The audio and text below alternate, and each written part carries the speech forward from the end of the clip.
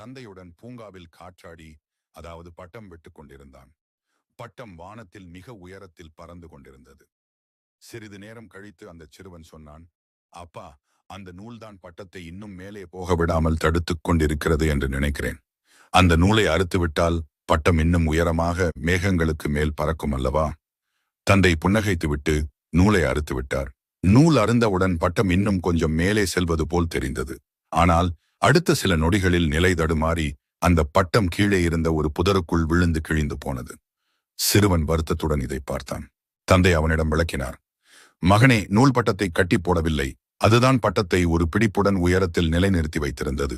நூல் அருந்ததும் அதற்கு இருந்த ஆதாரமும் கட்டுப்பாடும் போய்விட்டது. அதனால்தான் அது கீழே விழுந்து விட்டது.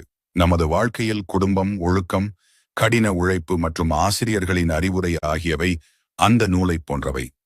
சில நேரங்களில் இவை நம் சுதந்திரத்தை தடுப்பது போல தோன்றலாம். ஆனால் உயரத்தில் நாம் நிலைத்து நிற்க இந்த கட்டுப்பாடுகள் தான் உண்மையான காரணம். நூலை அறுத்துக் கொண்டால் தற்காலிகமாக உயரே செல்வது போல் தெரிந்தாலும் இறுதியில் வீழ்ச்சிதான் மிஞ்சும். வெற்றி என்பது தடையற்ற சுதந்திரத்தில் இல்லை, சரியான கட்டுப்பாடுகளுடன் கூடிய உழைப்பில் இருக்கிறது.